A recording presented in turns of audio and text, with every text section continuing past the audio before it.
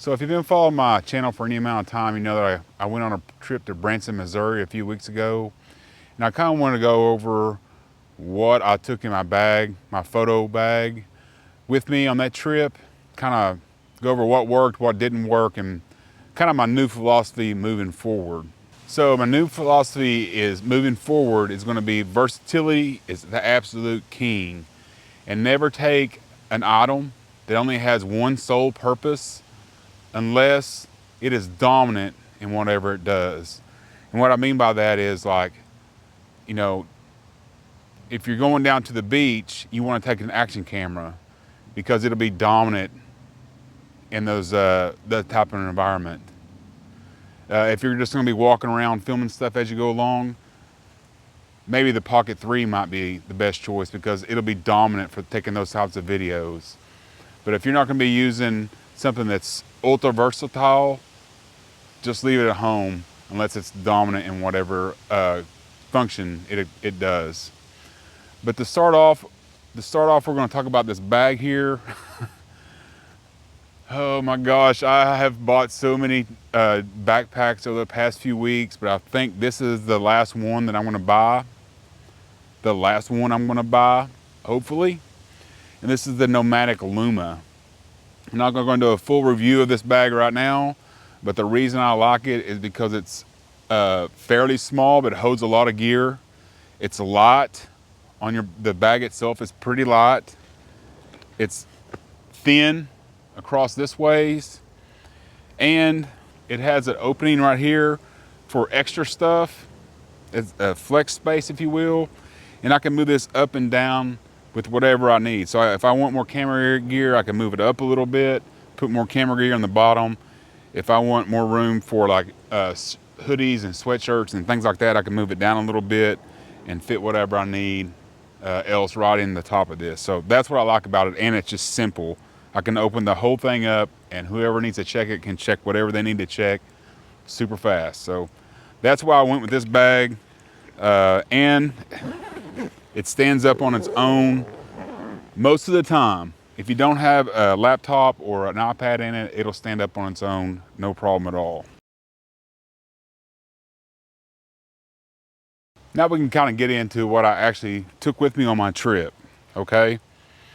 And the first thing I took with me is the Osmo Pocket 3. And when I took this, I felt like it would be the perfect camera to walk around and just kind of capture stuff on the go as I was walking around Silver Dollar City and the Branson area. Also thought about just clipping it to my backpack and letting it take photo or video as I walked along. But it was so crowded when we went that it just wasn't that type of deal. I just didn't want to mess around with just busting out the camera and filming a bunch of stuff that I would never use the footage for, you know, except for maybe a little bit of B-roll in a video like this. So to be honest with you, I didn't use this at all, but I would never go anywhere without it. It's such a great video camera and has such great stability. The image quality is great. I mean, this has pretty much changed the way that I go about filming, you know, my life as far as like when I go on vacation and stuff. I always had to have this camera with me. It's really that powerful. The main camera that I took with me, just like all the rest of my trips, is the A7CR. I really can't say much more about this than I haven't said in all my other videos. To me, it's the perfect photo first hybrid camera. And I really can't say anything other than that. To me, it's just the best travel camera that you can get today. It's just awesome. The autofocus is fantastic. Just everything about it to me is just super. So I couldn't recommend the camera more if you're looking for something. This one's expensive. Of course, the A7CR is very expensive. If you're looking for something a little bit cheaper, the A7C2 will probably do you just as good. But for me, this is the best travel camera I can possibly get. And if you start looking at kind of my setup, everything is slanted more to hybrid cameras these days. I just don't find that when you get a camera that specializes in one thing or another, that I hardly ever use it. Again, like this one, it dominates in taking smooth video, but the rest of my kit is more slanted towards the hybrid area. And that goes right along with this RX100 Mark VII from Sony. Man, it's so perfect. And I think it's so important to have a pocket style camera with you. I used to carry the Ricoh GR3, and it's great. And the image quality is great. It's APS-C, it fits in your pocket, all this and that. But the video on it is just terrible. I mean, basically you can't use it as a video camera. This camera here offers great video capabilities and great photo capabilities as long as you have enough light to go along with it. And you don't stick out. When you're using a camera like this, nobody's paying you much attention at all. If you're using a camera like this, you'll start drawing attention to yourself. I was able to sit here, you know, just sit down at a table or like on a flower planter thing, you know, on the side there, and just take pictures of people walk by, videos of people walk by, whatever I wanted. Nobody's paying you any attention if you have a camera like this. And this one is so powerful, man. That 24 to 200 is just unbelievable reach, and that's why I take the RX100 Mark VII.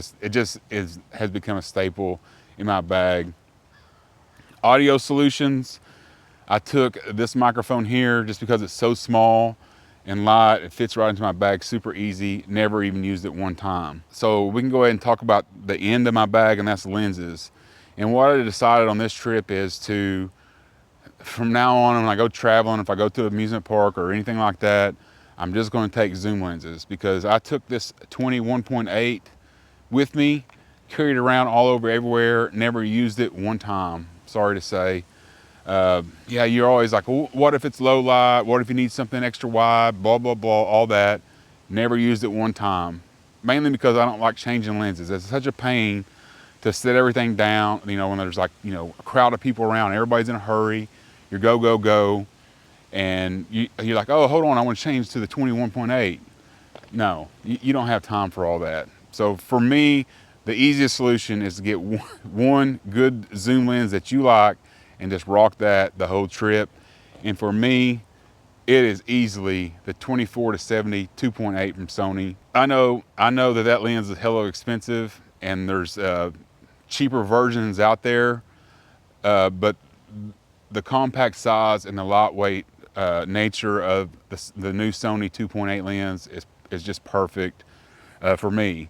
I was able to put it on this camera, and I put my strap on and just walk around, for hour or two, just holding the lens on the camera, just walking along like this. I see something I like, boom, take a picture, move on, take a little video, move on. No problem at all. Say next time I go, that'll probably be the only lens I take. It's wide enough to get what you want. You get a little telephoto, and then you can also get the extra reach with the APS-C mode with the A7CR. Just makes for a great combo. And then when I was walking around, like you just in a crowd of people, you're walking around. You don't have time to sit there and stop and do all this and that with your camera. So I just put it on 40 millimeters or 50 millimeters and just stick it there, raise up, pop, and move on about my day. So that's how I went about my business there at Branson. And the last lens I took with me is this Viltrox. I think it was 28 millimeter 4.5 lens. They just came out with this one. This lens is pretty sharp. It's a nice little fun lens to use as an alternative. I mean, I got it because it's so small. I can use it as a lens cap. It just takes up absolutely no room, and it's kind of fun to use. 4.5 is great when there's lots of light, but as soon as the light starts going down a little bit, it becomes a noisy mess. So yeah, it's a cool little lens. Not much investment, so it is what it is. But that's pretty much all I took with me on the trip with me. And I think the only adjustments that I'll make next time is I'll just do away with the prime lens. It just doesn't work for my workflow when I'm on vacation and when I'm out traveling. The zoom lens just do me a lot better, and everything has to have hybrid capabilities for me to use going forward. It just makes more sense. Now, hope you've enjoyed this video, but since I'm out here and I got 3 different cameras with me, we're gonna do a little bit of a stabilization test, okay? We have the Lumix S9 here, we have the A7CR, and we have the RX100 Mark 7. So I want to do a little stabilization test between all three of those cameras. And what I want to do is I want to walk down there to the end of this row, holding the camera like this, and then I'm going to walk back holding the camera facing towards me. Then I want to do a locked off shot like this. Then I want to do a slow pan, and we're going to see which one's better, okay? So we'll start that right now. And also for this test, we're going to use the 21.8 on this, the A7CR. We're going to use the 18 to 40. We're going to put it on 20 millimeters with the S9, and the RX100 Mark 7, we have to use 24 because that's as wide as it'll go. So that's what we're going to do.